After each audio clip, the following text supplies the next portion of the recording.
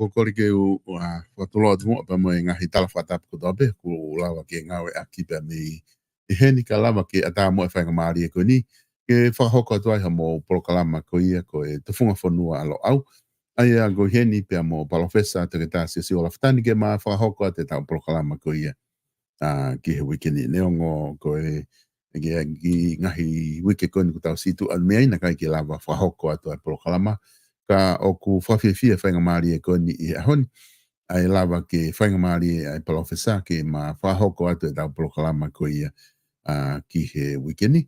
Pero whataonga pe o ku wongole e tau polokalama ka tiki mo tolu ki apina lava ke tau wahe pe mo inasi I he whatala noa amanaki ke whahoko ki he palofesa whikawa ki pe mo e tukunga ki ai whanua pe he whoki ki he tau ngahi me a tawhaaki whakakoni stutone ai a koe tawhaaki eni o malahi polokalama I me palofesa ai a he ma toi wakai ki ngahi kupo he koni stutone o kutotonu ke pe ihene wakai o kue hangahi kupo ai o kwhia mao hangawe whakawawawe ki ai ke whahano kapi pe o ka ngahi kupo ia koe aku o si lele I pe ia I heanga ene wakai pe amo ne viu me ta whaaki ko ia university alo au.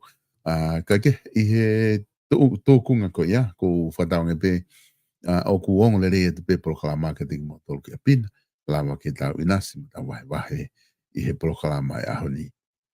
Taimi tatau foki o ku whia oange ai whakamalo ki he ngai kau taha ko ia, o ku nau tokoni I hono sponsor ko ia ngai polokala matu mao ko ia, o ku o atu pe me Vipon Media ke tau inasi ai I he taimi katoa beta tau te whitonge koe kau taha ko ia Select to Bow I he South Pacific Loans o ku whia mau pe ai kau taha ko ni Select to Bow ke pa mo South Pacific Loans ke o atu ka ting mautolu ai ngā hiongongo ka manga hi polokalama o ku whai whakatala no ai pe me heni o matu o ngai e nau tokoni o whahoko ke kau tahani ke lava ke whakaongo atu ai ngahi whakatala noa ko ia tatau pepe ko hai o kune whahoko e whakatala noa kai ko e mea mahu inga ke whakahoko atu ko e whika telefoni ena o South Pacific Loans ko noa balungi au valu hiva valu ai a ko e whika ia malaba ke whetu taki ai o ka pau o ko ke whia mau a tokoni whakapaanga me te kinau tolu pe o ko ke nofo I Nusilani te ke lava o whetu taki noa balungi au valu hiva valu I he South Pacific Loans. Ka kinga tai ko tau wharekoloa ko ia o e wharekoloa wala ko e ka Page Fashion Store ai tu I loto nuk alofa o ku nau teu ia ngahi wala ko toa be ke whiunga pa mo e tuunga ko kia I taimi tatat whito ke wala ki he kakai whine wala ke longa I whanau wala ko ia ki he kakai tangata ma ko toa tu pe ngahi wala ko ia pa mo e style ko nga pe me he Page Fashion Store I loto nuk alofa ua fitu tolu ni mao no.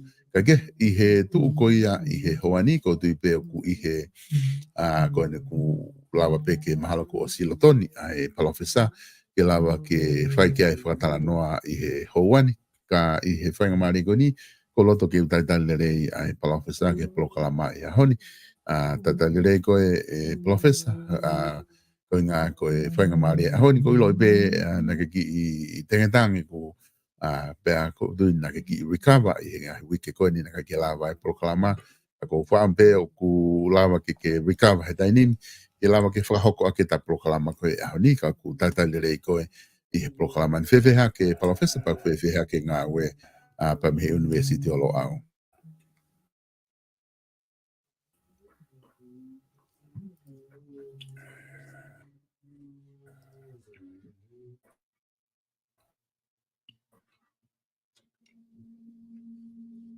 Palofesa Wong atu pe?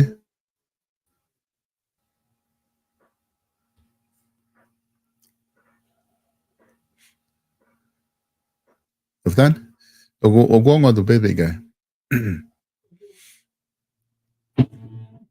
Ko tui mahalo ku ikai ke ongo ai o tika ke ma whihokotaki pe mo e palofesa ko o ku osilotoni ka ko ilo tika ke ne ongo ai e whakatala noa e palofesa ka pau ku ongo atu pa ke ki I whalea mai ke ilo o ku o ku ke o ku ongo atu ke te koe ai whatala noa konu ta ke live pe mo mau talitari ke mahino ku o whai whetu taki pa mo wheo ku taki pa mo koe ka lava ke whahoko ta proklama peka ikai ke te whahawa kai ki ai ka ku Professor Malo da mai honi.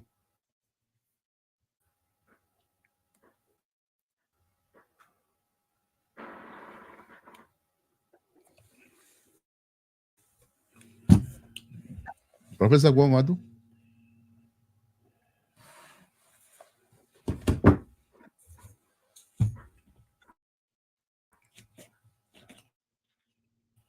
En tu ko tai ni mi o ku mau lava o whanongo atu me mau ta whaaki ka koe mau whanongo atu ke o kuongo mai peho mai kaka koe ke ilo ipe ko ke whanongo mai ki pe kai Professor.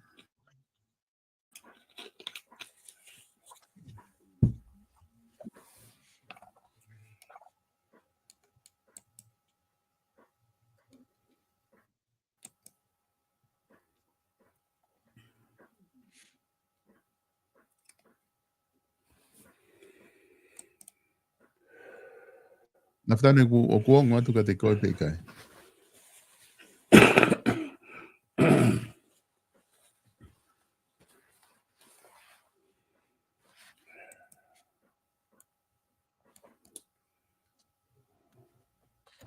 Marei na whtane kuongo atu ka koe he tainimi pe koe ki koe whatara no atu.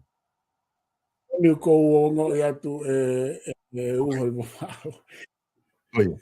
Malo kona ku pare ki pare ma me ta fa ko ni. Koe. Malo kona ku lava ke ta whihokotaki. Ko ngā ku talo tonga live pe tai nimi ka ku wate whanga maari ko ni ko ngā ku tatalere ko ke ta proklama he ahon whawhiawhia ko ngā neongo na ki puke ka koe na ku mahino ku ke lava pe o wikawa ke whahoko ta proklama he ahon ku whawhiawhia whanga maari ko ni mao wai ho taimi ke ta whahia hoko ato e ta proklama tufunga whanua alo au ka ku ke whewheha ke professor whewheha ke ai whamiri pa mga au e whahoko pe me Australiana.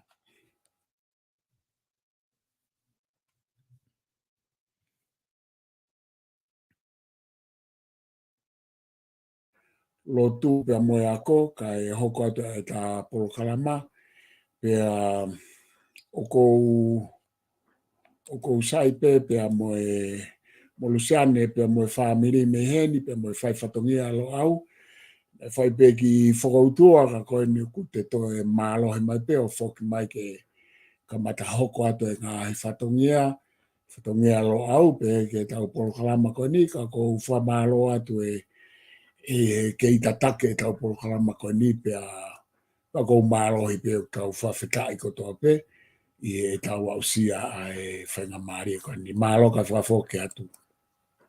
Malo apito Professor ko tui pe ko ko ke o si mea ipe o ku lotonga malo lo foke tau whaleaya i ngai ahon ngā ku tāpuni o koe ke tāpuni o se whaleaya ko nau malo lo pe i he whai whatongia ka o te ke mahina po whe ai taimi tena o te foki hake ai ua ki ai ku lotonga lere foki ai campaign ni ko ia ai kau kantiteiti babau ta wha ai ko e kantiteiti pe wha kuna we pa ke sea ko ia o babau ta wha ke na whetongi ko ia ai minister mo i malolo ko ne hiki atu ki Manila saya piukala ka o ku whai whiri whare area ko ni whirisi ko na babau ta wha o ku amana ke whahoko ia i he ko te maha ko tō pure lulu ahua walu tō pure lulu ko ia o e wike kaha u e whahoko ai whiri whare area ko ia babau ta wha a ka ngahi tō ngai a iai ai ngahi mea wha politikare ko ia i tonga ko ngā ko babau ta wha pe e professor o ku hanga atu e ka inga ko ni o babau ta wha ke whakahoko ai whiri whare area ko ia makina o tolo ko kau kantiteiti ko ni i babau ta wha o ku iai ai kau kantiteiti toko wha o ku nau wei pā ki he sea ko ni ko babau ta wha ai o ku kawai ai Brian Tintare Peukala ko e candidate fica o aki ia ko Sione Fatau Halatano ai ko Brian Tintare Peukala ko e me pangai motu, sione whatau halatanu pe me hunga, whika tolu rewa ko toketā mo are o tunuku pe me longo mapu, paka whika wha rewa ko Mātini, whatanta wake veikune pe me longo mapu. Koe kau kantiteiti e toko wha o ku amanaki ke nau ke whiri ai kakai wa ta wha, whatonga koe ke loko lahi ha ngahi mea asi mai ke tikitau tolu ke tau mamata tuai me murini, pe ko tui mahalo koe kau kantiteiti koe ni nau whautu mauku i ahi pe mo tala noa mo wahenga koe ngā ke koe nau hu mai peo whetongi i toi ngā tau ni pe he foki ki he tau ka hau ki mua ke whahau koe whiri lahi i November o e tau ka hau palofesa.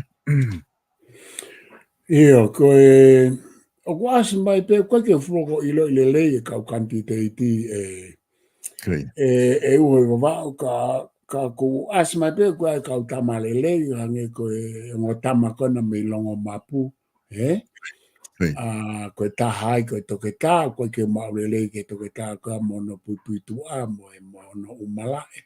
Ka ku asi mai koe kau tama le lei ai pe hange ko kerepi, ko lawai ko kerepi ko whai whekau. Aia ko vria me tintare. Aia ko na oku ngau pe mo ngā pe i pangai motu. Kuna e hoko pa office. Ahai. A tintare piukala, ia. Ia. Ko ia ia na i pangai motu pe ia, Ia, unofo pe i pangai motu. O kai ko kerepi, Kai ko kerepi, ia. O ka, ia, o ko toko ua peo piveni mo mea, Ko ia, ku lahi ia piveni. Okay, ia. Ia, nau peha ia ko, nai toko ua piveni mo mea, nai whaiwhekau ko kerepi, i kai? I Asteria, ia. Ko Asteria. Ia, ko tama pe nea nai pangai motu pe atintare, Ko ia. Okay. Ia, ko ia ku tau whaampe, ko e mai ha whaafafonga le lei, pe wa whaafafonga e taukawe e o mea ko tau sio ke aike le lei a whanua. Ka mea whoku maari e hu mai a tintare, i e ku wakai e ko sea pe o saia, Koi. Aia o ku kai ke wau ke anga tu a kau tama koe ko mea pena ko iloa ko tintare o ku ai makatu unga ko uhinga he ko sea o saia pe a ko tau ilo e tau mea whatonga o malawa ke alu ke ai e whiri a kakai kai ke ufua papau ka ko uhinga foki na whai whatongia le lei a toke tā saia ia pe a toki hiki at koe na ke whatongia mauinga ku iai pe ko tintare ko kai ke umau ke ono pui tu a ka pau o ku iai hape a whainga mahino mo whainga mai i anga ne sio ke politiki mo mea o marawa pe ke ne hanga o to o sea saia kai ke ai foke ai tamakona ai toke tā mi longo mapuna ke hanga o wharea mane nai mo mo fui toko ua koe pe toko tahi longo mapu o toko ua longo mapu pe koe tama no fika wha me fe Aia koe fika ula ki fuene na tala ke ai a brem tintare piukala o i pangai motu ai ko fika ua ko sione whatau halatanu koe tama ia pe mi hunga ngawe o loa pita puri angatonga i ta whaaki koe ne kere savea. Aia ku koe tamai hano ua ko toke tā moare o tino ku koe tare kita ia tare kita pure ia USP University koe i wawau wa koe i wawau aia ku ia pea ko Mātini patanta wake vei kune o ku mahal koe o si lava tia whiwhare area i he wahenga koe ni tu o ua pe tu o ta ki mua ai koe maha koe ni to o tolu a kiene ne whiwhare area ai au ku nofo nusilani ia pena e ako pe moia i he university ko o kalani ai a koe pe taha pe ia e family koe vei kune koe i longo mapu ia i longo mapu Ai au ku tau wakai atu whakai pui tu a e uoi wawau. O ku lelei au pito e whikautama koe na toko whā. Pea koe mea uas mai mea William Tintare koe wha. Pea mo tangata ngā au e pe ia he whonua. Ai au ku ai mono pui tu ana ki he kakai he tau sio atu. Ka pao kune mau e ia ai whahinga whakakaukau koe mo i whahinga lau maari o piveni mo saia au ku ai pe makatu unga tau sio atu ke tu o Tintare ka koe na oku nau au i maari ku takita koe tama koe na ai toke tā me USB pea mo e tama koe na me hunga ana na i he kere o ku tau whaapa i kotoa u pui tua ko iaka ko ia whangatuku e whai ki he whiri koe ai tāwha. Pa koe hā koe mea koe e tui ki ai wawau tāwha. Koe mea koe toko taha koe e hu mai koe i he wike kaha o ki he whare area. Ko tala monua pēo mo whalai at kotoa ke kautama koe ni neongo koe ke whuroko ilo ka nau tō ko kau whaapapa e o nau ngai pui tua mo ngai whai whatongi nau whai ke he whonua pēa pē ki e nau ngai whai whatongi ai muri. O kau whaampe e whiri mai he kakai ha tāle lei pēa me toko wha koe ni toko hai anau tolu koe ha whangatuku. Koe whiri ia koe mea pēa kakai e nau tui anau tolu mo nau loto. Pea neongo pe koe tau whainga whakauhinga tau tolu ia ka whiri kakai ka tau pe ko hai te nau whiri o kumahau inga ke tau whaapapai. I he u whiri a tau tolu na e osi e tau whiri koe ni lahi na e toko osi. O kaike o hanga mahinoi ai mea koe tau whiri osi pe aloto e kakai ki ha toko tā pa tau tala e tau tolu o whasasere kakai tap mo ki nau tolu he o kuhala e nau whiri. Koe mea e nau whatoa ngā hifo o e wawau i e tau whiri mahal koe whiri koe atonga tapongo fulu mo e u whiri pe ki mua. Kai ke tau tei mau a lau maarie whakakonistu tone mo whakatemokalati ke tau whaapa e whiri kakai. Koe foi mea pe e tahi e pure anga whakakonistu tone mo pure anga whakatemokalati o kune hanga whakakau atai kakai koe nau whiri pea mohono whiri ki nau tolu ke nau kau e whamau sula. Koe hongo mea lalahi e ua i he tuku au mai ai te mokalati mo politiki whakakonistu tone whakatui koe o kuna tula whaka Westminster. Ka ku tala noa pe au ki ai e ko tua whianek whatoa ngai ai osi patau tā palasia patau lau kovi ke kakai pe he nau whiri nau tolu e patoa o ku kovi moha pa koe kakai ko ia o poloka ko ia o whakasesere o nau whakasesere nau tolu anko whakatapu ka koutui koe whainga mea maulalo ia ke tau tala noa pe ke kakai e nau whiri. Hange pe ko no mai nau tolu ke nau sula koe ohange e totonu ke kau mai kakai. Koe nau koe tau totonu pe. Neongo ai freedom of speech moi ha i ki he kakai kau koe ke ha mea ia ko freedom of speech ko tātā noa pe pau ke tātā noa e lao. Ka ke tātā noa i tu alao e avu ko whakailo. Ka koe mea ko o atu ki ai a ete foi whiri. O kutuala atu hoto ni mahange koe whatapu o whakamooni ki e hingoa e tama pe whakahu ke puha paloti. Koe mea ia o kutau kau mooni ki ai he tala noa ke mea koe te mokala. Pea koe whiri koe murini. O kai ka hatai mea ke o lotonga whai e whiri hena mautoro heni Brisbane. O kui kai hatai mea ke wha whiri o spea tau pea whasa sera Brisbane. Nau whiri na toi ta whakoa. Paka tau whiri kona tonga tap tā wha, kau ofa ka nau tō. Kau ofa ke kau whawhifonga kone tā wha, e wha. Ko hai ko ia nau tōlo e whiri he kakai. Tau whawhetai pa tau whapapai. He? Kai ke, e maari a pito e maari e ko hu mai a William Tinitare kene whetonge sea no toko ua a toke tāsaia. He? Na koe kulawe i o kia ia a Paula Piven Piukala, whawhonga whia whitu. Ako maari e whoko whia lawe hake ke mea ko ia e uhoi wawa. He? Na hanga e Paula Piven Piukala o campaign ni a lanu mata. He? Tonga tapu hongo fulu.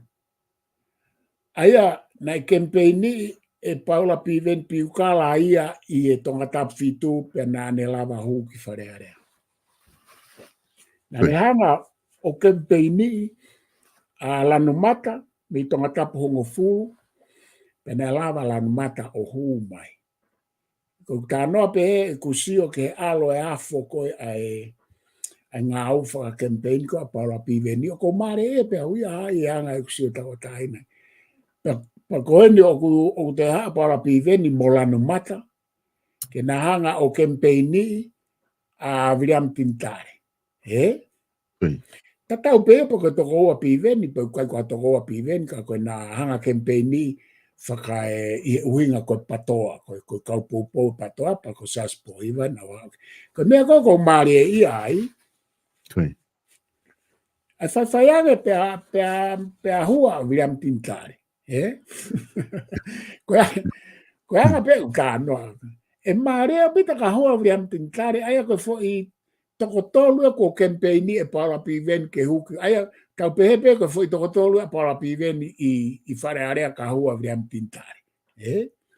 Kai ke ko ku whelawe ke pe awia ki ai anga e ku siofia e politiki i tō ngā pe a moe campaign ni. Kai whakafoke atu e uhoi wawao, Profesa ko ngā maari he tau tala noa whuki ai he ku Andui ngahi taimi koe na o ku whai hono tala noa i he politikare kai ke sai ai whiri whawhamiri, whiri whakakāinga, mai hafua u nau ko ia koe ke hoa mo demokarati. Ka ko hinga he ngahi mea mo o ni ku osi hoko ia na kamata mai e wawau taono ono taimi na whamalolo ia e tua te lavlavu na kembeni i be ia ako sita ho mai. Pe me wa down na hoko mai ki fili ko ne wa fe wataha na mi na fa malolo ia poste ton tapono na ne kempeni be hono mari o hu mai ki fale area ne pene o nga hisi o kotoa tau be he ko ki fratem kala tie ko ki ha ka ko me ai ko tonga hoko i he politikare tonga da ni i he tafaaki ko ia o kuma lava pe ia ke kempeni ai ta family kene whakaosi mo whakakato te ngā ue koe nei kamata mai he tama koe. Kaku ngā kaku hange ko tala noa, kaku mea mea kumahino ka tau tolu. Koe osian koe aho, koe kakai o ku naurea, o ku haide nau whiri, koe tahai e alu kare area. Neo ngoai ngahi kempeni ko ni kuwhaho, ko kako hai ki whiri e bawa tawha, koe tōtahai e professor e hu mai ki whare area, o kamata i hewe ki kahau.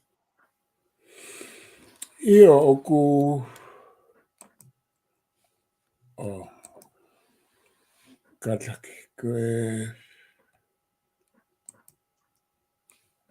o ko ke asa tu pe ia konu ku asme pe ba okay ia whawheta si ko pe ko puria kai ke ko ia ko anga foke e tautala noa ko inga ko ne asi fo o ai u mea pe ni i tonga asmai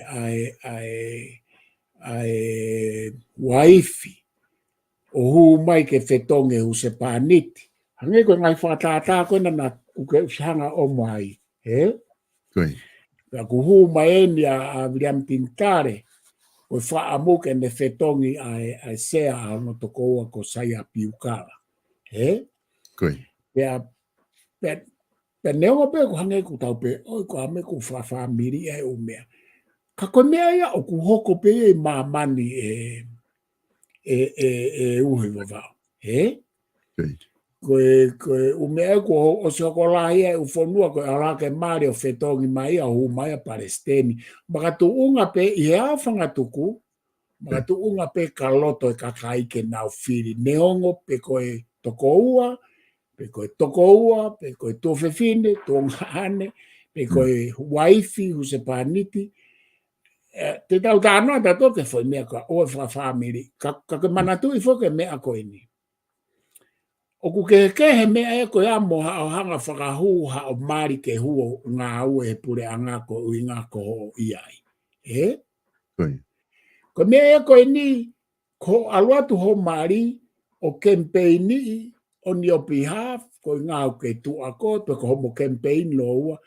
Ka koe mea koe au koe ke bribery o ku whaia ki he whiri ai kakai. He koe kau, ange koe kau politiki lahi o Australia moeni. Koe whanau e moe whakamoko puna ia o kau politiki ki mua. Pe koe kau pare mia, pe koe kau pare sten ki mua. Aia, o ku tau pe he foke. O, koe me aia ku hoko pe ia ke he tui ki ono foha, ke he tui ki ono foha, ke no pere ki ono foha. O ku pe he pe moe politiki whakate mo kālati heni. Alufo mea push uluaki ki a push hua. O ku toi asi hake mono foha, naia e malawa pe ke toi vilo hake moia, o hu mai moia Palestine tolua e kau push. Aia koe ku poini, neongo koe hu mai ai family, i he malo e family, ka koe mea ku whea ai, he koe kakai unau whai whiri. Paka pau pehe kai ke whiri ai kakai, pehe kai ke hua pushia koe ia ki loto. Hange pe koe na, o kai ke hu mauri am tintarea ko bribery, pe koe hu mai koe ai whakatafa akimu. Hu mai pe o whiri maa pe he whiri ai whonua, pe a whangatuku he kakai. Ta tau pe moeni koe whukau taki he aho ni koe whanau me whambo puna kau politiki.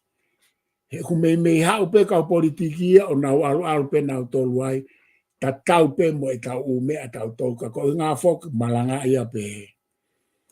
O ku kovia ke aluha ke foha o toi pare mia. Ko hoa kawa meiri koe naina e Minister ako pe tokon pare mia e ne tamai e ne iki. Ka koe ha.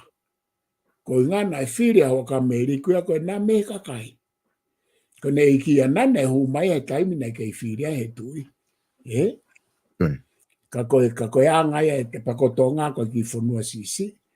Ka ko kulawe pehepe mau inga. Pa oe te tau pehepe tau tōruia koe. Hu mata haia mea family ia foi sea o hakanti teiti pa tau pehe o ko wha family. O ku whawhanga tuku pe ke whiria kakai ta tau pe koe tamai, pe koe ne whohana, pe koe mari, pe koe no tuwhiwhin. He ku kei maange pe ia o iho o hua ko minister pa ke atu ho mari ke mo ngā aue. O kai ke qualify ke foi ngā aue ko ia. Whawho ke atu e oi mo. Professor, no mwagi o atu mwagi fo i siu koe ni ulahe no tala noa i he media social he dai nim. Kata toki hoko ke ta koni studo ne. Aia koe whatonga e ta koni studo ne ta tutonu ki ta i he kupu o no fitu. Aia tala noa ke ngahi mawhai koe kau no pere. Koe i siu e ni whiwaka kume kau no pere ko loto ke o atu koe ni kata toki alu ke kupu o no fitu. Koe tufu ni whare area o ku whiri e he kau no pere pe kau no pere talu e me he ta walfit nima. Whiri he toko tolu e nau kau whafunga toko hiva ki whare area. O ku iai foki ai ngā campaigni na e whai e he pātoa. I he nau wison e ngā we ke whiri e he kakai kātoa e kakai ki whare area. Kau ai kau no pere, kau whafunga e kakai. I ngahi wike koe ni ko toki mari watu, na e whotu ai i he proklama ko ia na kua hoko pea mo e whakafonga ko ia tanga ta fitu. Na ne fotu i e whakaukau i he ne sio ke hala whanonga i he hange ngari li e kina tu i he tohi na ne whakahoko kai ke ngau e kau no pere ke whai mo na whahoko na whatongia awhiwala ke tu i. Na ne fotu ai ia i he polokalama. I kai ki whare area i he polokalama ke whaiange hawa tālanga i mo sio ki ai. Na au kutotonu ke pilia he tu i kau no pere. Pe ngai uhinga ko ia o ku pea e ni ihi. Ko liliu ke na i fia mao na i momoi mai mawhai ki he kakai. Ka koe nia ka toi whiri he tui ku tau te o atu e tau tole u mawhai o whakafoke e tui. Hange ngari fuulahi ai pe mawhai e tui mai hafua. Ka kou whia tuku e tu pe koe ngahe koe kupu ono fitu amna ke ta hoko ke te taranua. O whia unga tonu me kau no pere. Ku te ki loipo ka hami o kwa taimi tonu ai pala whisa ngahi. Isi uko wha hoko ma me whia hoko taki pe me ngahi kupu ko ta taranua ke he konistuto. Neka te wadangi po ha ho wakai ki ai i he isi uko ni. O ko ange ai ta polo kalamata ko lau ko matua. Kau pe mo eiki. E ko ta talanoa pe foi kupu ta o mai ke u kupu. O ku hoko ngā me ala lahi ki he foi kupu ko ia o e fonua. Tu o whiha ene ta hau. Mo hoko ngā mea mo ta o mai ke foi kupu o ku pa opo rei pe ke foi critical issue o aho. Pea, koe, ia kou whia lawe ki ai koe, ka wenga mahu inga au pito eni. Pea koe, nā ku fua whanongo i hono, i he eku i nofo i tonga, i hono teke i koe fui whakaukau koe ke whiri koe e he kakai e ho e ki no pere. Kata ula ki hao ki hai koe mea ena e teke i he patoa. Ka koe teke ia sa mela ka dispo hiva, kau ki ai kou ilo e kau whawhifonga ni i he ahoni, na nau kau ki ai ki ono teke i fui whakaukau ko ia. Nā ku tala noa lewa i tonga e tā e ni i maunga i Polokalama, ai palo parema koe o i whotu uko ia. Ai palo parema o whakaukau ka e mahino ke whaunga e whanua ke ai ke tau whiri ai ho e ki no pere e kakai. Pako e ku poini au koe o peheni. Ko inga koe whihi koe e whaunga whakonistu tone pia mo e whaunga tuku whakaholo i e whatongia whakapolitikare mo e whakasosiare o e ho e ki mo nau whatongia whakamolare koe nau whatongia whakamolare. Nai nau whatongia whakaekonomika ki e welfare ai whanua. Ko inga koe ne whihi i hanga o e whaunga o i kai uhinga lele ia ke ai ke tau whiri ai ho e ki no pere ki whare area. He ku lahe o mea ia o ku whepaki mo o mea ia o whema o ke whai ko inga ka tau toki lava whai e fo i mea ko ia. Ko whahinga sio whakangatangata pe ko whahinga sio tōnou nou ko mahino ki he whaunga e whanua he kai ke atu pe koe fo i mea fua koe nei ai e tau whahau ki he whiri he kakai ai, kau whafonga kakai o ai ki e ho e ki no pere. Ka te hanga o atu ha whatata, ko e ki no pere, o kua i ho nau mawhai whakapolitikare, i he malumalo e konistuto ne, pe a kua i ho nau mawhai whakasosiare mo toi whakapolitikare tau ai pe fo i ua koe sosiare mo whakapolitikare i he tuu ai tala o e whanua. O koe kai ke mawhai whakasosiare ata pe ho i ki no pere ia he tala e whanua. O koe kai ho aia mo e tuu ko ho nau mawhai pure i e nofo koe e whanua. He ku nau mawhai whakasosiare pa nau mawhai whapolitikare he tala e whanua. Aia te o ato e whatata koe ni. Ko tuko e tala e whonua, o kunau ulu o e ngahi haa, o kunau ulu motua, o kunau tataki ho nau kakai, o kunau whono mo nau kakai, o kunau tala e ututu uniko nau kakai, o kui kai ko ha mawhai whaasosiare ia e uhoi wama. O kui kai ko ha mawhai whaasosiare pe ia. Ko taimi pe o ke whai e whai tutu uni, o ke kakai ke pure i, o kui ai ai kere ho kakai o ke pure i, o ku mawhai whapolitikare ia. E taimi tā i mātatau. O ku parapare mawhite ai e ke tau tala no ko hoi ki no perepe una mawhai whaasosiare i tu ai kai. Pako nau to e hawe ka konistu tone, o koe ke nau mawhai whaasosiare na to e konistu. Nau mawhai whaasosiare, whakapolitikare. Ukosi, where a ukupu ente tā ke ukupu, e kai ke tala mai koe koe u mawhai pure koe o e ke no pere o whaasosiare. Ko nau mawhai koe ke nau whiri, ai ha, me a whika o me whare alo, mo i tu, i koe ko ha u mawhai whaasosiare e tala noa political philosophy. Mawhai whakapolitikare ia. Aia koe palapare ma whika ulo aki, he oku i kai ke tau mau e mawhai whakasosiare mo e whakapolitikare ke ta hanga pau hulu i whai mea ko ia o ta tau mo he o iki no pere.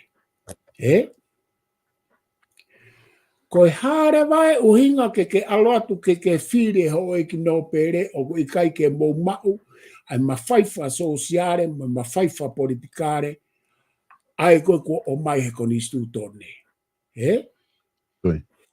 Ka pau na o siri mai mawhai whapolitikare o e hoi no pere me whasosiare he konistu tone mo e tala e whonua o ai tatau mo tau tau pea te peherewa tau whiri hoi ki no pere. Pe, ko nau mawhai koe whekau aku mo kere kere. Mawhai pure whekau aku mo kere kere. Ko ute whito e mea ea kua pau ke liu.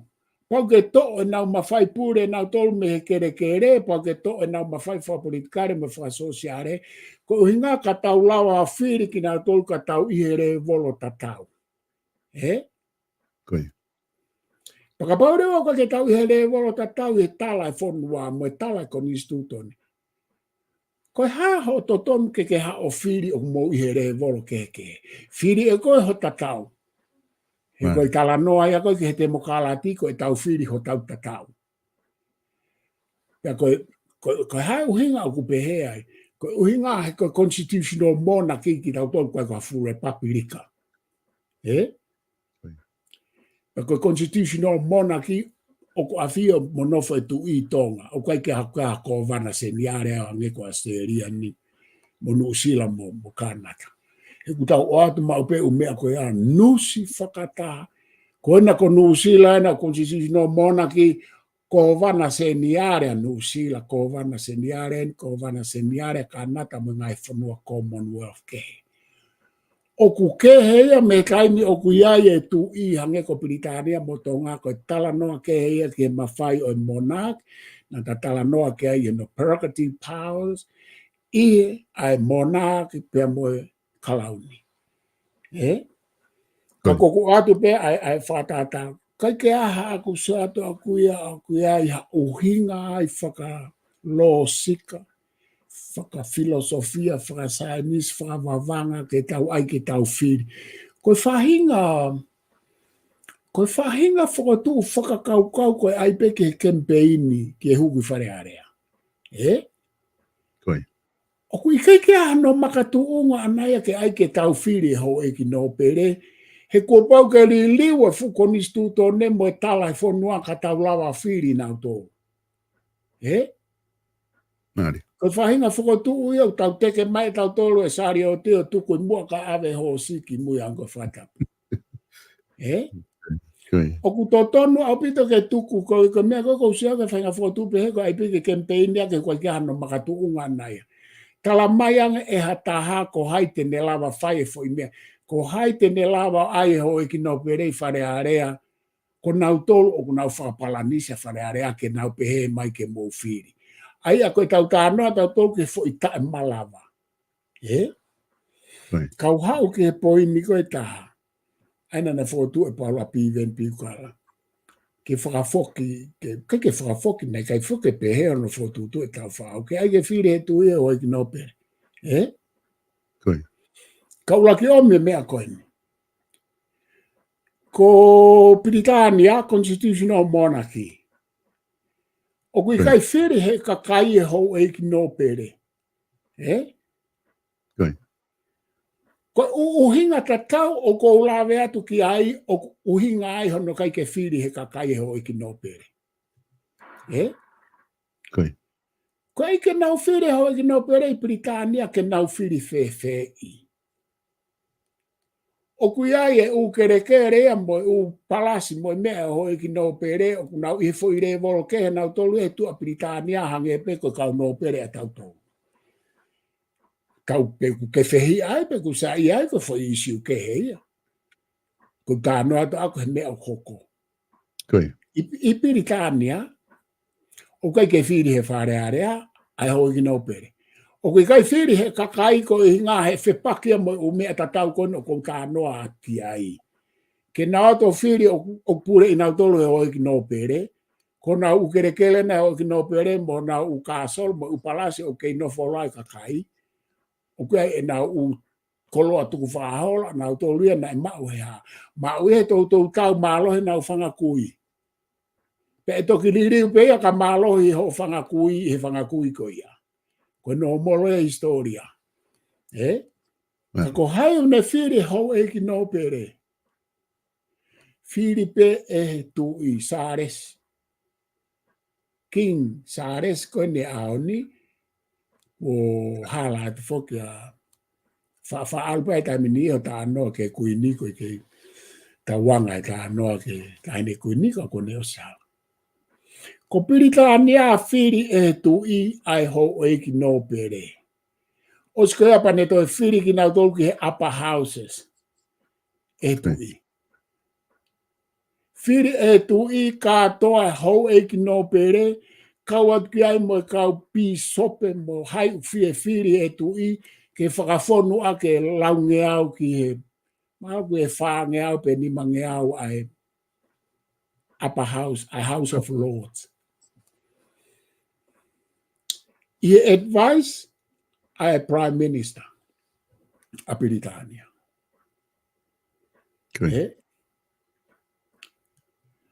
He koe hutano koe ni, koe hae uhinga. He koe uhinga koe u mea kotoa ai whonuana ai whiripe he tu i. A prerogative powers are absolute powers, not prerogative powers as such. Absolute power. Mawhai whakaawao o tu i, ko ia pe Britania na ane whiri, ene kauwhare, whiri kauwhare area, whiri hoi kino pere, whiri he whamawanga, whiri ha. Pea whai mai, e whawhenga kakai mo e tau, mo e riu kawa, os nau whelotoi. Sai o ate foi mawhai pūre koe ka ke foi ta whaaki koe. Mako ne au mai koe ke hoi ki no pere o au mai ke ahoni. Whiri pe he tui, koe tui pe ke iai e mawhai, pe ke i hoko atu koe mo ho kāsoro, mo ho palasi, mo mea, mo ho utofia. Pe koe tui pe ne toi whiri ki nau tolu, ke nau hu. He koe ha. Ko ia pina ne whai o mea koe pa whelotoi e whonua ke ne ke i hoko atu peo no whai.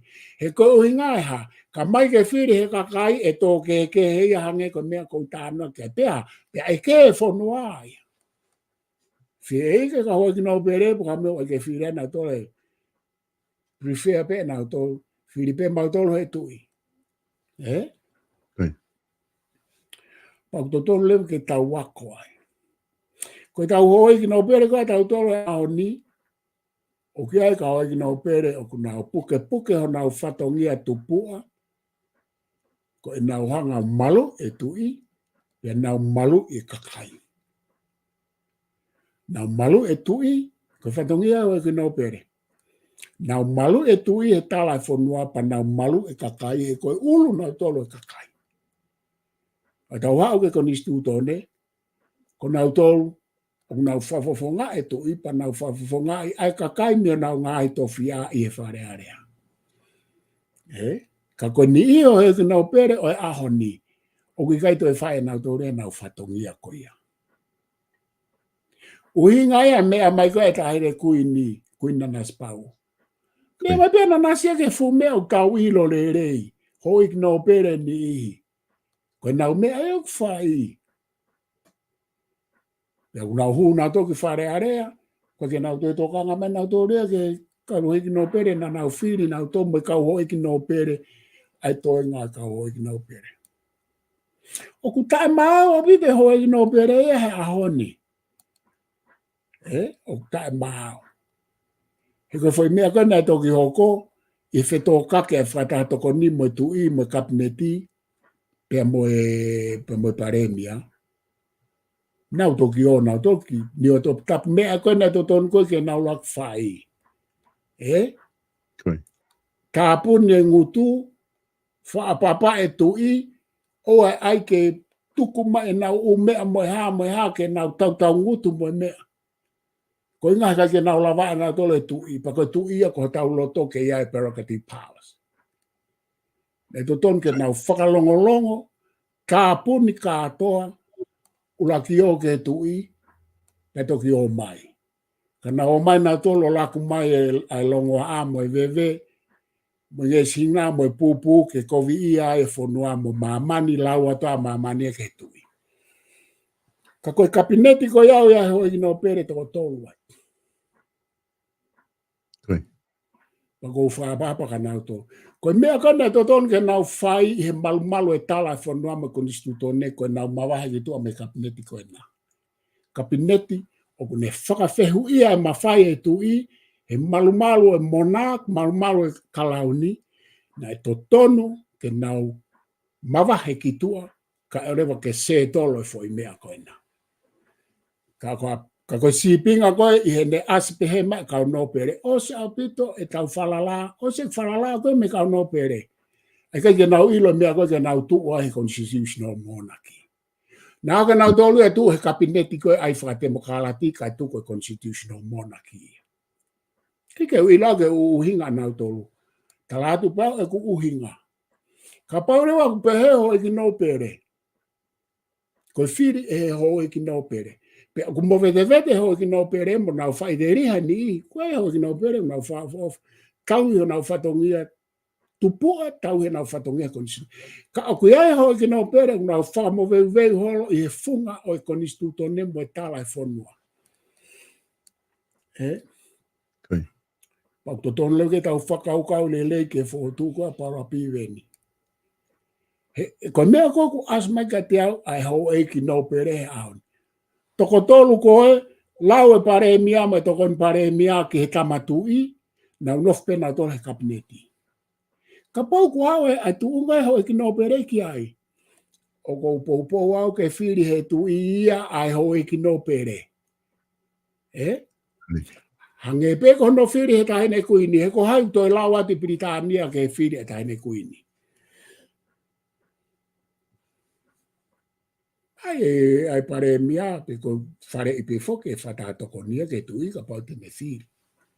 Ka ko uhinga pe e tau tala noa pe he ke ave ia ke whiri e tu i ko inga ko e tae mau ai ho e ki no pere he ahoni. Neongo ku nau i he fo i le volo ke he hangena ku o tala noa ke ai. Ka i he malu e lao o ku i kai ke iai hakakai ia i he whonua ke whai te riha pena o tolu i he nau mea. Neongo ko nau tolu ko kau taki he konstituto ne o i kakai mo kere. Ko kau taki he tala e whonua pea o ku hange ko klawe nai. O ku hoa tamakia ke tau ke hanga whaunga ke tau whiri nau tolu. O ka pau te nau whai te riha pena o tolu ia. Peka ke nau ile na tolo nau whatongia. Ko nau whatongia ke nau malu e tui, pe nau malu e kakai. Mafuri nau tolo malu e kakai kai tukuang e tui. Ko e hato e maho inga ho ki nau pere ko iaka ki tau tō. He koe mea fua ke he tui mo hoi ki no pere, koe kakai. E tō wholofola tō whia ke e tāhene ko kuinsalo te la a ko ngā whonua. Ka ikai ha kakai, he ikai ha hou eiki, he ikai ha tui. Ka ikai ha tui, he ikai ha hou eiki, he ikai ke aha kakai. Koe tui ai tui, koe hou eiki. Koe hou eiki ha hou eiki, koe kakai. Ka tō e kakai, he kai ke aha hou eiki mo ha tui. Koe mea koe ka mahina koe ki heo ki no pere. O ku mou maalunga he tala e whonua, o mou maalunga he tala e koni stūtone. Ka ko mou i ai mo tui, koe kakai. Pea ko stala mai pe he lao. Neonga ku mou maalunga, ka ko stala mai pe he lao. Hei kai whai te riha hata haia i he lao. Ta tau pe ko hai. Koe tui pe koe pe ono ukupu ona ke whamau ia. He koe natu laia o constitutional monarchy. Aia, ka paurewa mo me te vete pe o ki no pere. Pe tu mau pe ho ki no pere tolu o support e pare mia e foi mea kone toki hoko.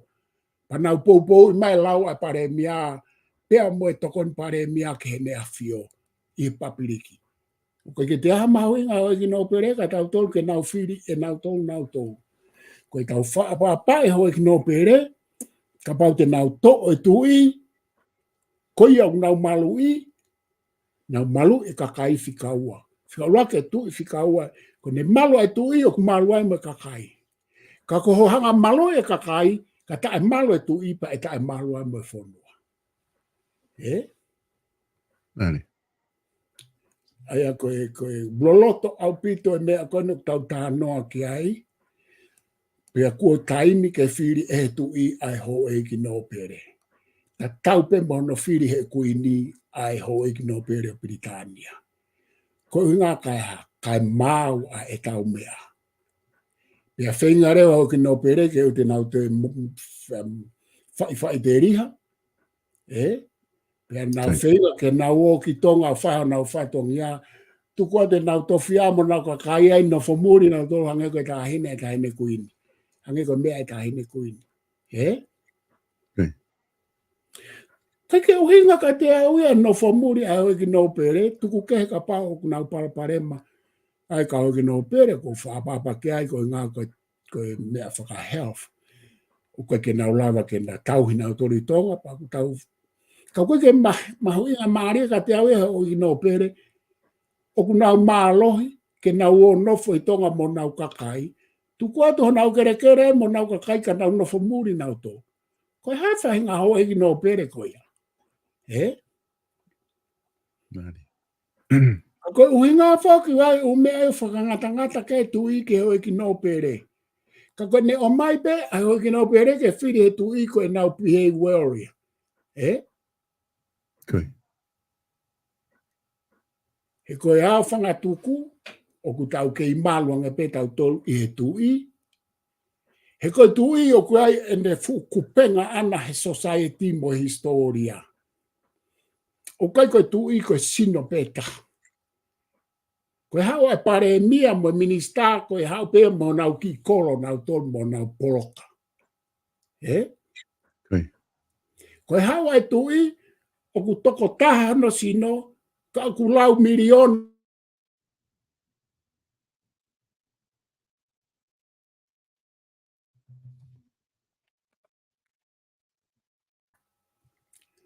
Talu mea tau whahau.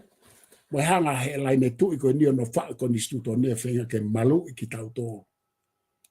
Neongo koe ke nau hao hawa maupe.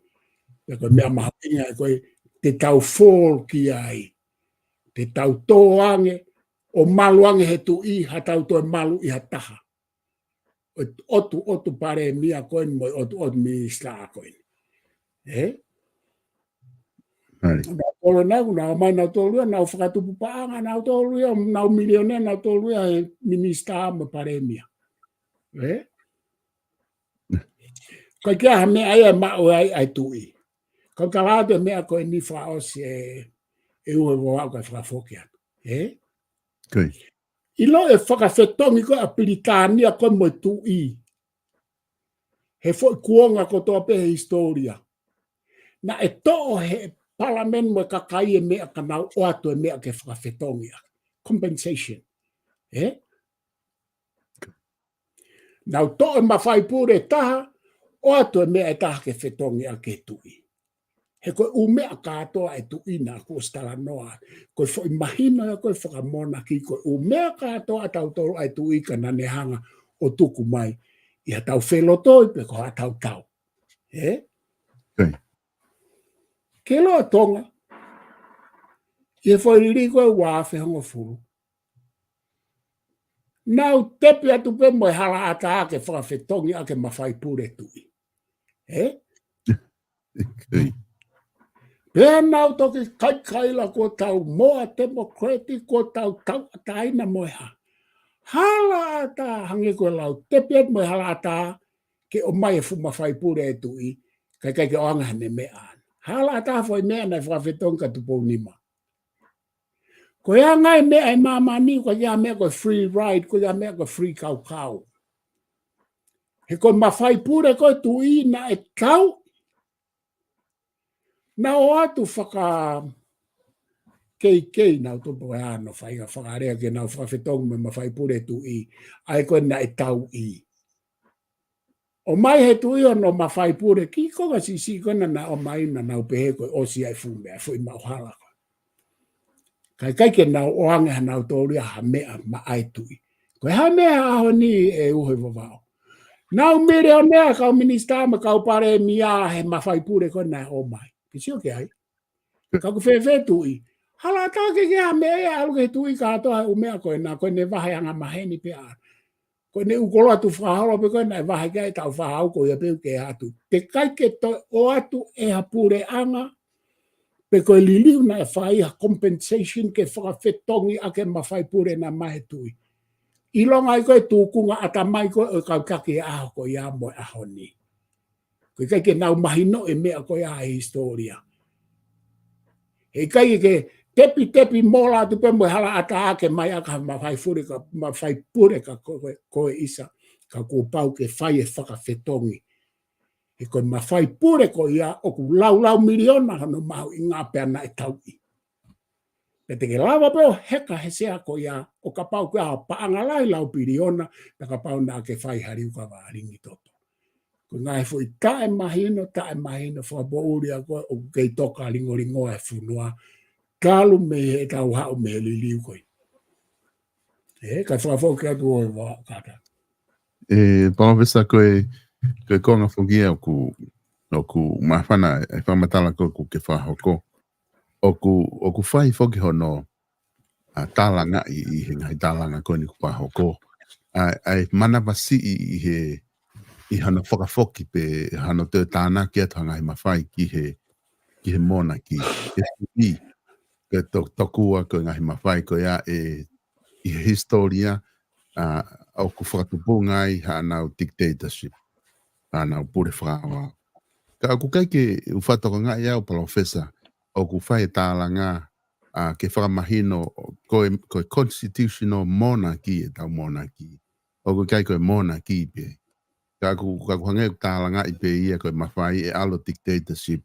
Ka kai ke tālanga ia i he makatu unga koe constitutional monarchy. Mohono ngahi kehe koe ia e palofesa. Ia ka pau whake kai ke tau ila e tau tōlua whakakalase u whaunga pūre. Koe. Pa kai ke tau ila e tau tōlua whakakalase mawhai pūre. Te tau tala noa pehe pe tau tōlua uhoi whawa. He ke sio ka pau whakawhoke ai whiri ke tui o hoi ki no pere ke hu ki whare area.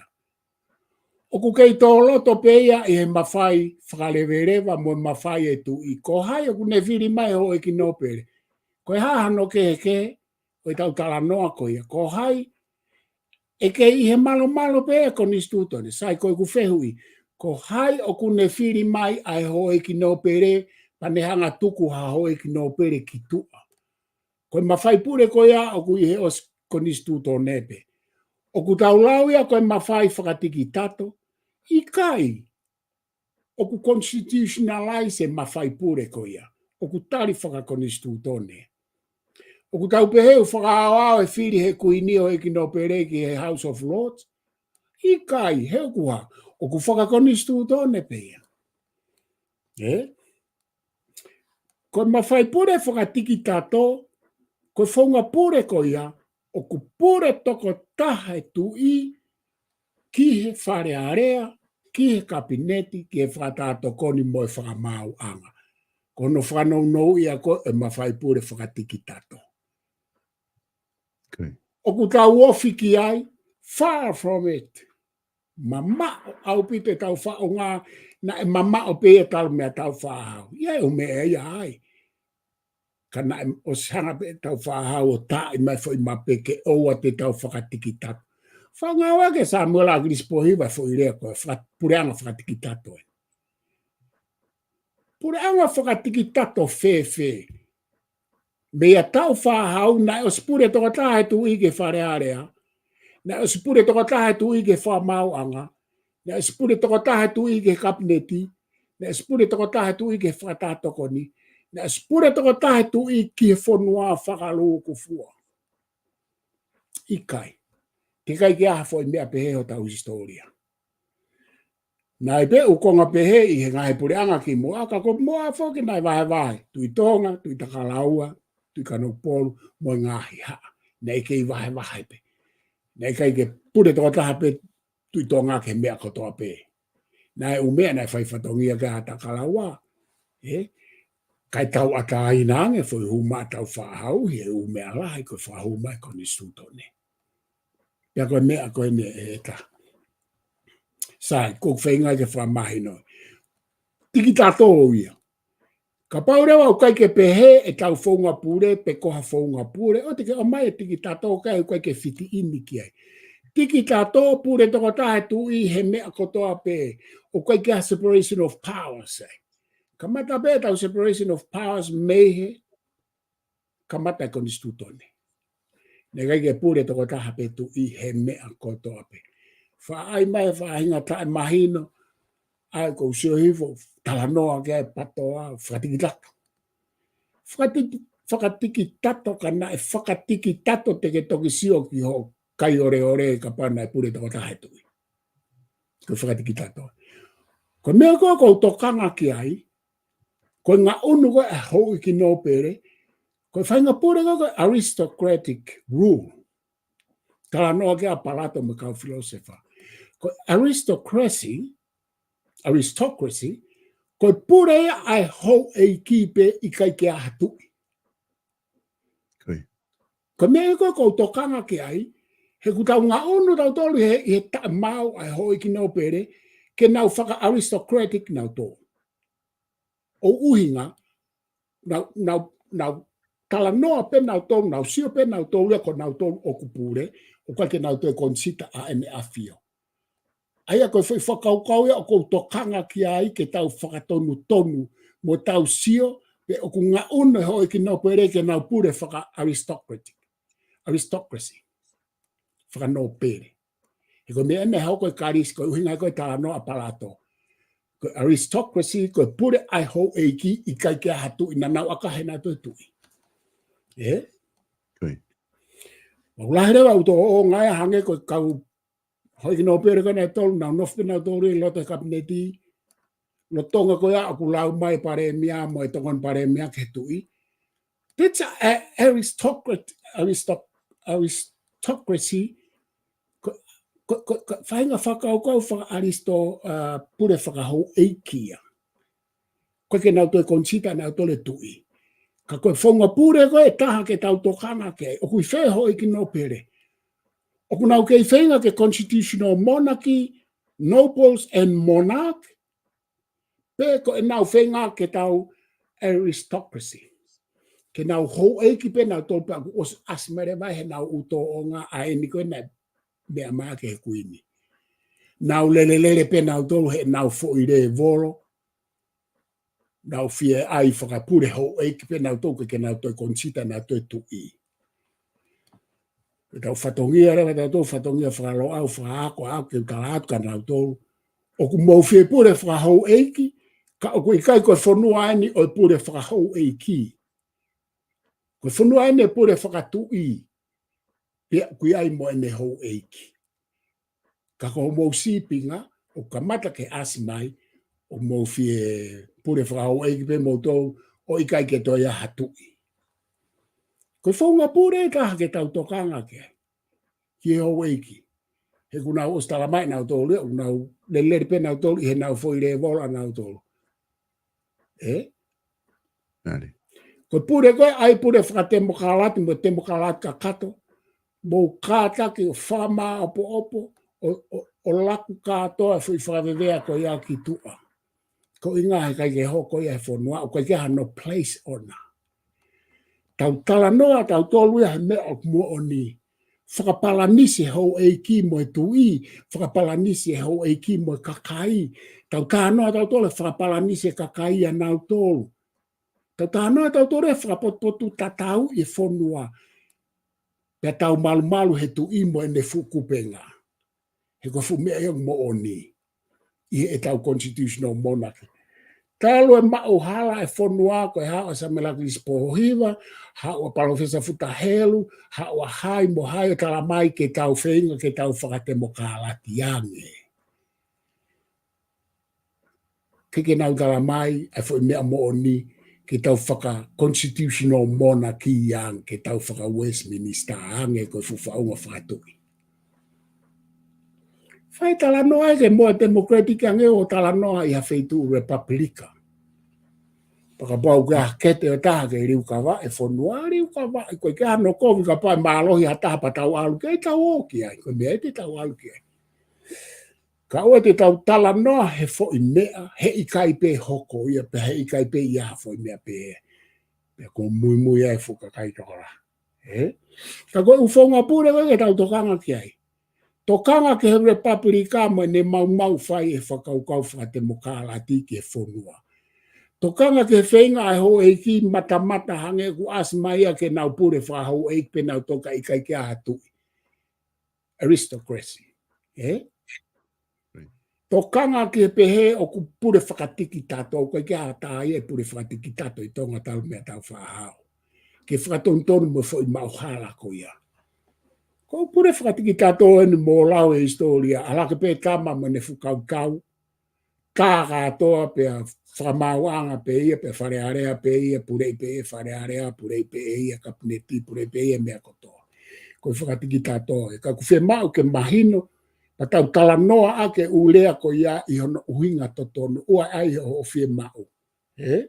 Whawhokia tu oi wawa. Professor, mama abito pe a mahuinga abito whatala noa ka koe. Kata ki alumu a whakaosi ake kupo no fitu, dagi i lawe ke ta konistuto ne ko ngā ka lawa ke ta hoko atua he ta programa hoko. Kipo i kupe taha koe ako ti maa te ta whiunga bea i ahoni i he kupu ono fitu koe tau konistuto ne. Ok, koe te o alo ke ai. Koe.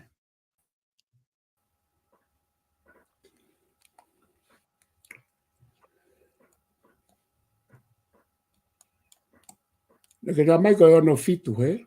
Ono fitu.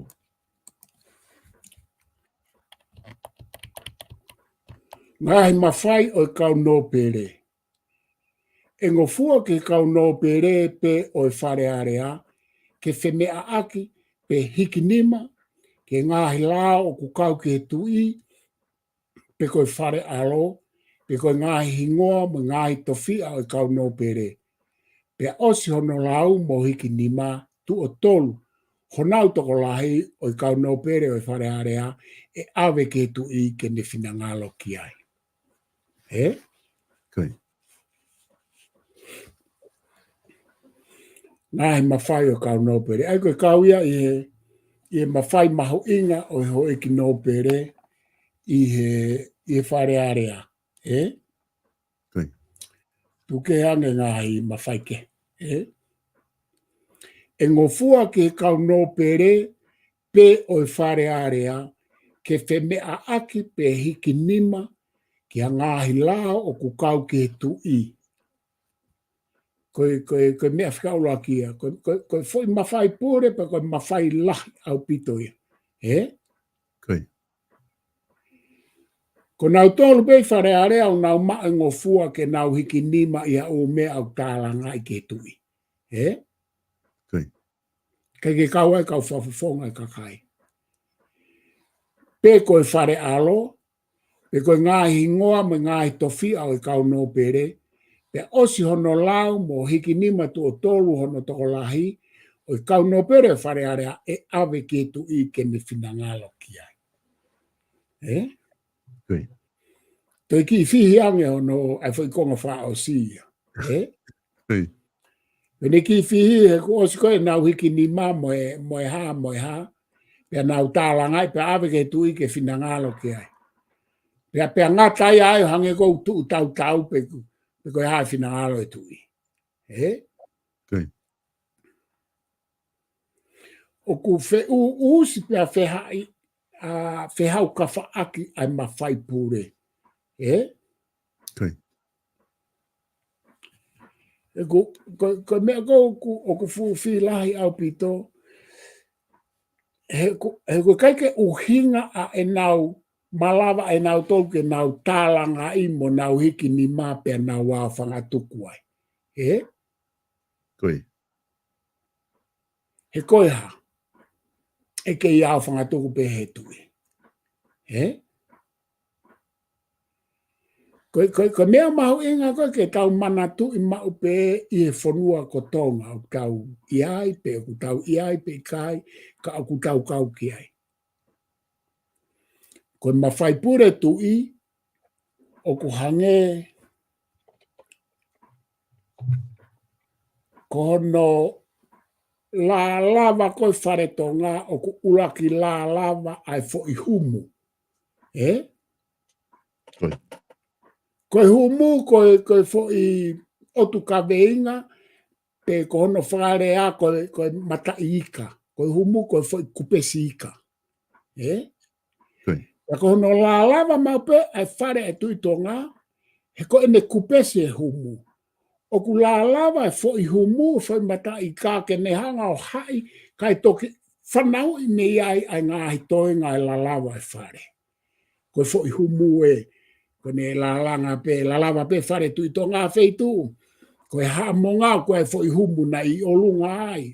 Whatano ai whainga ni i koe tūke. Hopoanga la a moe haa moe aka koe fo i humu. He koe mea kotope e tui tonga. Pa koe ku poi ni e utala noa ki he humu. Koe tūko e whonua, koe tūko e konistuto ne. O ku hai kātoa e whonua ki he fo i humu koe tui. Koe. Ka koe me aene o ku peheni.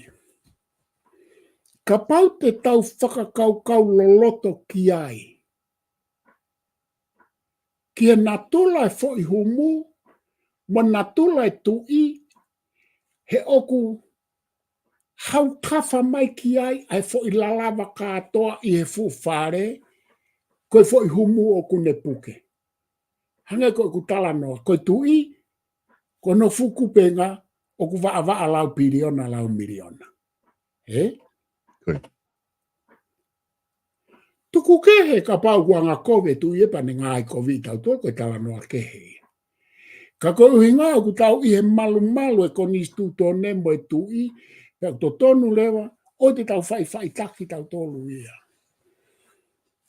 Neongo e hū mai u whakalakalaka mo, hū mai e temokalati moe ha, moe lai o mea kātoa ko ia hai ahoni. Human right mo mea ngāwe aki peke he fie mau ai kakai, mo i kau taki mo i ngāhi toka te rine whakapolitikare o i ngāhi kuongani. Nā e aki pe Amerika human rights, pe mo i temokalati ki he ene fie mau ko a ana i mamani.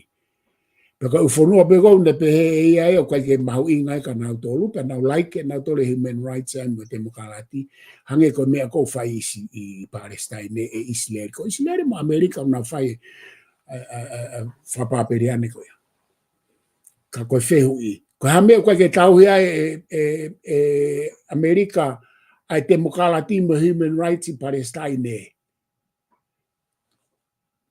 Ko hinga ko ke ho me nau firma ko nau firma o ke nau supporta Israel ke pure whaawa he Middle East he ko nau pure whaawa pe mo nau tolu ai.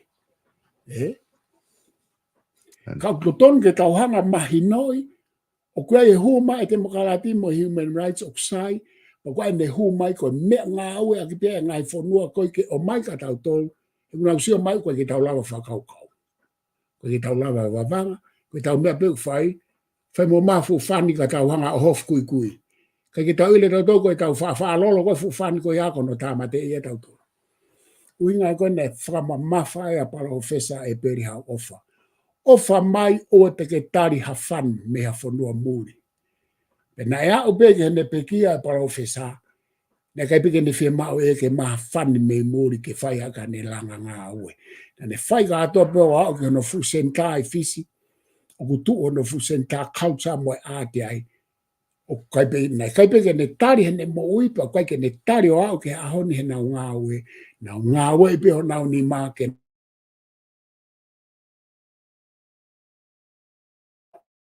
tai me ta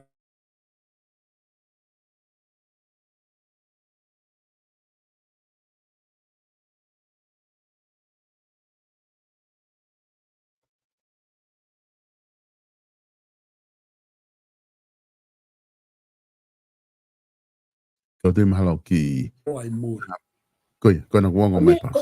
Ko mea ia koe ke tau nofo ai ho tau ata mai tō ngā. Ne kai ke pure i noa ia ata mai e tau whanga kui e ha whanua mei muri. Uinga koe nei tu a para ofesa e pere a o whao kalanga mai. Tau tōnu ke tau nofo ai a honi. O e laku ato e whani o wha alolo pe tau kui ai pe. Sai pe ala pe ngai whani. Ka ke loi tau tūka tonga, whakao whao pito. Ka ke te lawa tā whakaukau, ka ke te lawa pure anga ngā ue, ko tohi whani pe moe, tari whani pe, pe moe, pāti pe moe, kai kāto anga pe he whani, whawhanga pe he whani tau tolu hange koe tā noa e peri. E koe tā noa e peri pe he. Kono whawhanga tau tolu he pa anga mei muri, kai ke tau ngā ue, ha konga lahi. Ko tau mea peu whai, ko tau copycat. Ko e tau whai taki pe, ki he mea ko toa pen oku nau whai. Maa tau tolu, he ko nau tolu nau anga o mai paanga. Aia, hange koe lau koe filosefa koe ko Chills te lusa. Ko taimi peu tau copycat mo tau whai taki ai. Ko tau commit suicide tau tolu. Tau taona kita tau tolu. He kone uhi ngā whoki. O kaki ke toi whai ko whakaukau, kaki ke toi ngā uka maau, o ku ke whakaukau ko mo ke kopi pe ko ia he tamai taha. Aia koe tamai taha aku mo ui, tamate i taho na kita e koe mate koe ka mo ui e tama koe, he koe ne me ana mo ui e kita. Koe mahu inga a koe, o e tau whenga ke tau whakaukau, whenga ke tau, o te tau mui noa ia, o te tau kopi pe, kopi keti. Kai humai o mea pa tau whiri, pe humai o mea pa tau manatui, koe tau whaunga pure, na e mate kia e tau whanga kui ke ue pure, i ki tau tolu ho tau ata mai mo e tau mo ui e ha kuonga. Ai kou kei nofo mai e tui, whenga i mai e o mea ke fusi mai ki loto. Hopo mai ki pare mia, ai ene foi whakatuputupulangi mo ne prosek os aria mapaanga na wapi. Hopo mai pare mia me atatau. Ko hairewa te tau piki ki ai. Tau piki pe tau toka tui.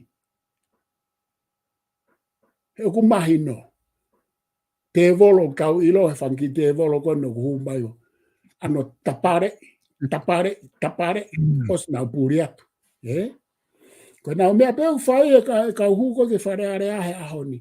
Ko nau hupe milionea. Nau mātuka atu ko nau ngai api. Whawhoke atu o wā. Profesa ko ti mahina o bito ai whamatala ko whai. Ka koe pango ku ose da taimi. Meni ka ko pepeke o ate whamari ko ni na ko hame au kiti e whama opoake. Ka te toki hoko te wikau. Malo bito e vuva. Koe hawhanga tō kūpe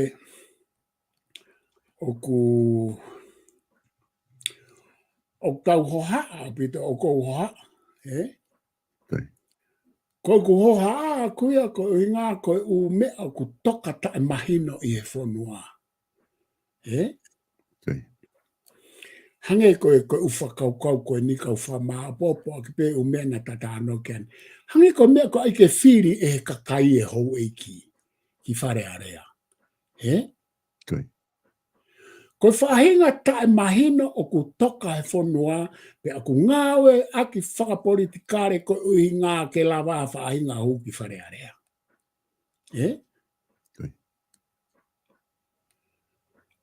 Oku ikai hoa ia mo whaunga pe oku ikai ke fie mau ia. Hoa ange me e koe ni ke whiri he tu i he kuto loto pe ko ni suto ne whiri. He tu i he kau hou eiki ke nau opa nau o behave. Ka koe nau tae behave pa lak mana toki tua. E tu i. Pea toka ngā eat nau tolu. He koe nau hange koko nau aike nau lelelele pe hou eiki a whaka aristocratic ia nau tolu. Ko fufonua tui. Tau hanga tala noa i koe hae mea ke whakapotu tatau ia e tui moi hou eiki mo ki tau tolu.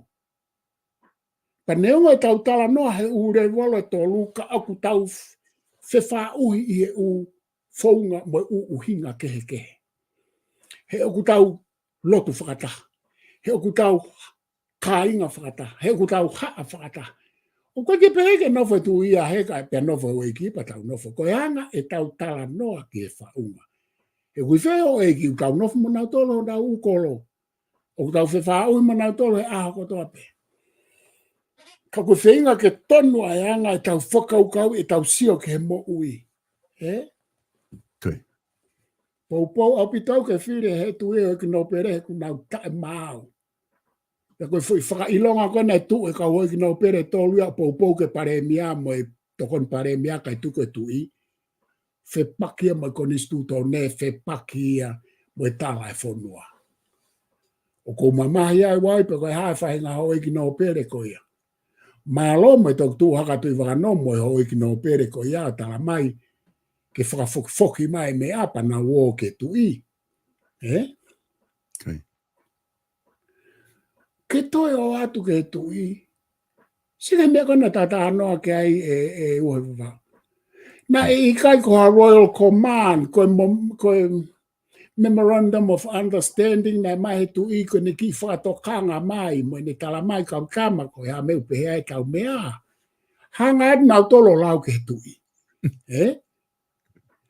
Koe mea ko kai koe ke ukata ki e au ia whaka constitutional monarchy e foi mea ko ia ki he kapneti koe ni. Uhinga koe tala noa tawa taina, pe aku ia ka nau tolo. Koe mea peke o te nau take personal o mea koe ia, koe ku whaka uhinga i atu e nau mo ui whaka politikare ku whai ke whonua, ko whaampe he kai ke nau take personal. He koe ke take personal ata. Ko tala noa atu i e nau wanga mo e nau wanga whai. Kakasio koe mea pena uhinga kei tui. Koe ki kala atu nao mo whangi tono nou. Koe ke whalala mo loto atu ke moto e hoko atu. Koe whaunga aia koe o ki niua. Koe ke toi tau toi lau tau tolo e mea koe au tau whawhetai. Ka koe anga ia tau whaunga ngā au e whanga constitutional monarchy. Ko pirika nia kai ke te ia hata ofi kai. Koe whanua ni koe nei tau riu ka vai ai hatu i koe o ahoni.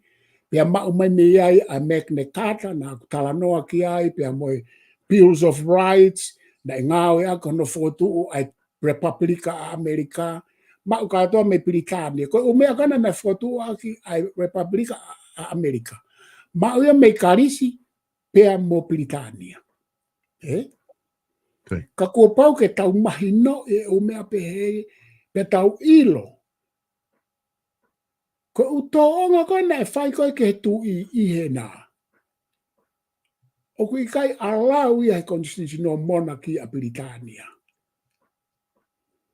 Pe koe hu mai e tohi ki tua, ko haina ne o mai e tohi ki tua. Ka pau na e koe mistake. Ka pau na e like tohi kai ke ilo kai kapneti. Ne to ton ke ta, ka pau na e leak. Logically, ne to ton ke kore whamore more ma pe kapneti he ka mata. Koe tohi e ni koe ke ilo e fo i hau me whata toko ni kuri ki tua. O kui kai ko ha mau own doings. Eh? Okay. Kana e ha. Like tohi ki tua, panau tu marenga na tolo lau ke tui. Aia, it's their own making. Ie ku whamau whalo sika kia.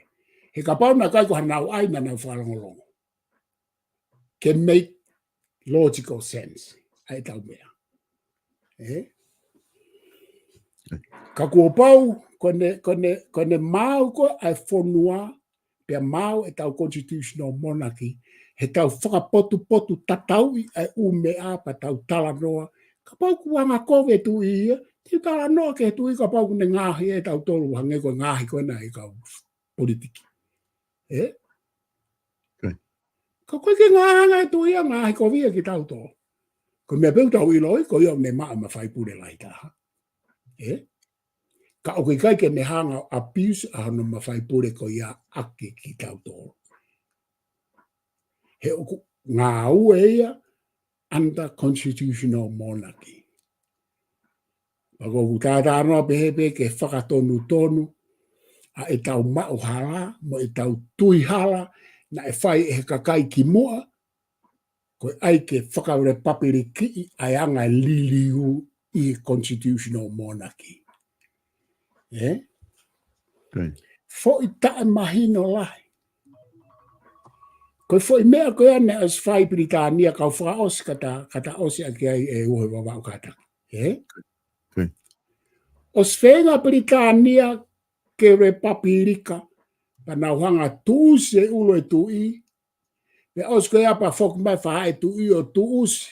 Ai ulo Cromwell ku os tokoto whai toka taaki mai tuuse foi ulo tau tau i o lunga. Na e whenga ke repapirika, na repapirika mi mahina hiva repapirika a Britania. Tuuse Cromwell ulo e tui, sare siua, I think. Foki mai e foha sare si, tuuse ulo Cromwell mei whai toka. Koe re soni a koe a Britania. Taake a Cromwell me whai toka me te ria whakare a Cromwell i loto. I Westminster Abbey. Taaki mai ki tua me whai toka, ko aike ke tokoto ai, totonu ke tokoto e Westminster Abbey. Taaki mai ki tua tuuse foi ulo Cromwell, foi ulo poko tau i London. Eh? Koe mea ia koe ke tau wako mea, koe mea ia koe whenga ure papirika he constitutional monarchy. Tata. Ka pau kaike ke lava whai ure papirika pe a tuku. He koe iku angai tuuse o uru taaki mai koe me whai toka tuuse o foi uru tau foi uru poko. Eh? Ka koe ule soni tae mahino, ne hoko mai kau teke whakatemokalati tae mahino, o nau pehe koe mea ia ke whai he whanua constitutional monarchy. Koe mea em ke whai constitutional monarchy o kou tala noa atu ki ai. Ka pake ke tau whai o mea ke a te tau alu hala i pepe ai kai ke tau wiku tau tole ke o whangafo i mis a kona ulotoga teke e ahoni. Kai whamaro ke whainga maari e ue wau ko whafo ke atu o whalai atu ka tau toku hoko atu. Whamaro atu e professor. Lava le polokalama ko e te funga whanua lo au ke weekend. Whamalo atu i whamama pa moe whatala noa ko whahoko. E toki hoko atu i he wiki kahau. Malo ofa atu hoiwa. Ofa. Whamalo atu ki mo tolkainga i he lava ko e tau polokalama e ahoni. Nea ngo oku me ho e tahama konga le polokalama i ahoni. Ka ko tui pe kulava o ketche apa te ngahi isiu ke o atu e wakai ai palofesa. Ki he ngahi isi uko ni utau whai e tālanga hola ngai ahoni. Ka ki ngā tai ka ku lava ki ketcha po te mga hipolokalama ko e na ka ki lava whahoko atu e ko zima wiki atu. Ka o gotu i wika au te tau tai whoki mai pe o hoko te polokalama, ko ngā tae tau polokalama ki he ahoni, tau ki hoko atu a pongpongi, ka mō mea.